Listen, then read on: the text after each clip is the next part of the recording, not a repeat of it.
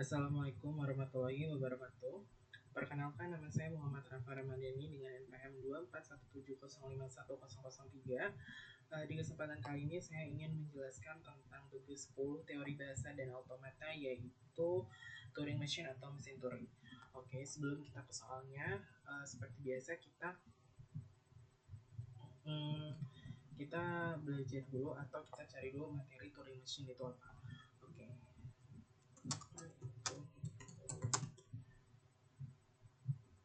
Machine di teori bahasa dan automata.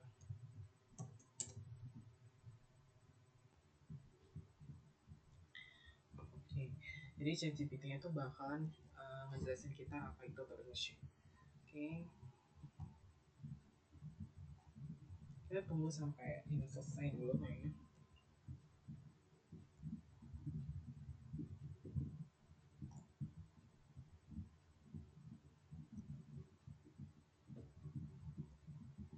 Oke, kita bahas dulu yang paling atas. Itu Turing Machine itu singkatnya adalah model mesin abstrak yang dipakai untuk mempelajari apa saja yang bisa dan tidak bisa dihitung oleh komputer dalam teori bahasa dan automata.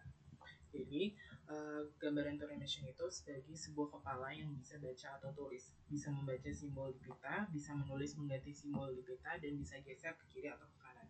Nah, sehingga sebuah pita itu sebuah pita tadi hingga atau infinite tape, itu pita ini seperti memori RAM yang sangat panjang, terbagi dalam kotak-kotak, setiap kotak berisi satu simbol, dan bagian kosong biasanya disimbolkan dengan blank. Tiga itu sekumpulan state atau keadaan, itu ada state awal atau start state, dan ada satu atau beberapa state berhenti atau accept atau reject. Di tiap langkah mesin berada di satu state tertentu. Kedua, cara kerja Turing Machine. Nah, di dalam setiap langkah, Turing Machine itu melakukan yang namanya membaca simbol di pita pada posisi kepala yang berdasarkan sebagai start sekarang dan simbol yang akan dibaca.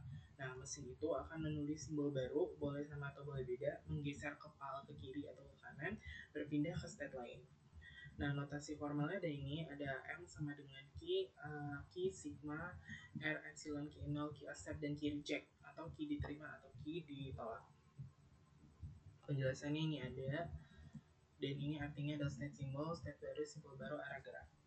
Nah, hubungan Turing Machine dengan teori bahasa automata itu dalam mata kuliah teori bahasa automata, finite state, finite automata, DF atau NFA itu mengenali regular language. Nah, PDA itu mengenali context free language. Nah, Turing Machine itu mengenali recursively enumerable language atau paling kuat. Jadi, Turing Machine adalah model mesin paling kuat yang akan dipelajari. Nah, secara teori, semua program bisa jalan di komputer modern bisa dimodelkan sebagai Turing Machine.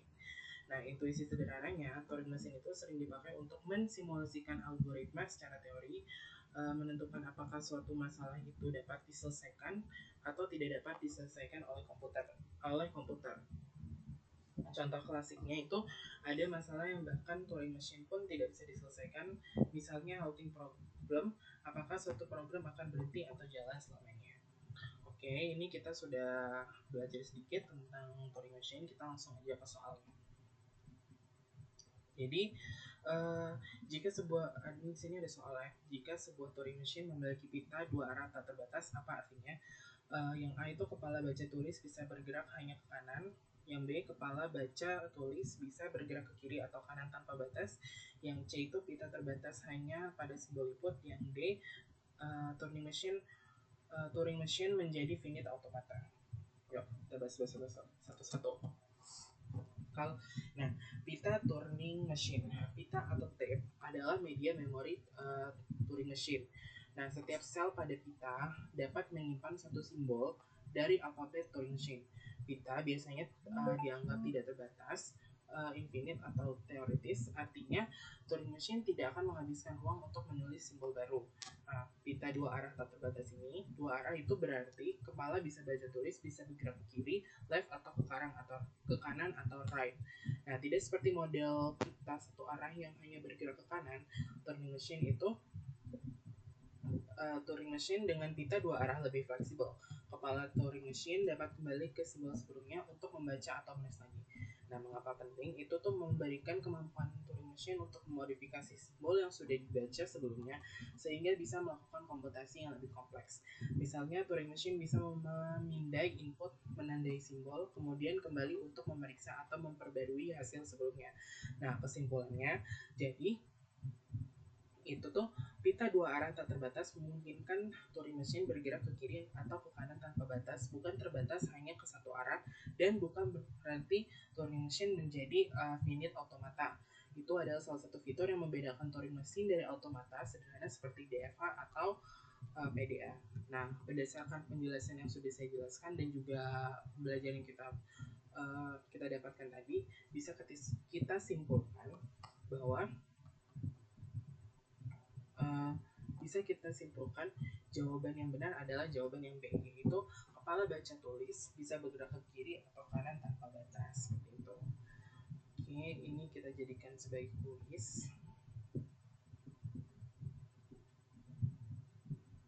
Jadikan sebagai kuis, ini kita kunci jawaban. Ini kita 100 dan yang benar adalah yang B. Tambahkan masukkan jawaban. Seperti biasa nanti link video akan saya taruh di sini. Ini kita selesai. Ini wajib isi. Kita bikin wajib isi dan publikasikan.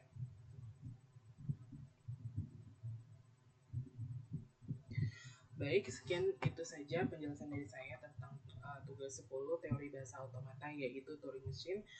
Mohon maaf jika penjelasan saya masih kurang lengkap ataupun penjelasan saya yang kurang dapat dimengerti, saya mohon maaf. Saya akhiri, wassalamualaikum warahmatullahi wabarakatuh.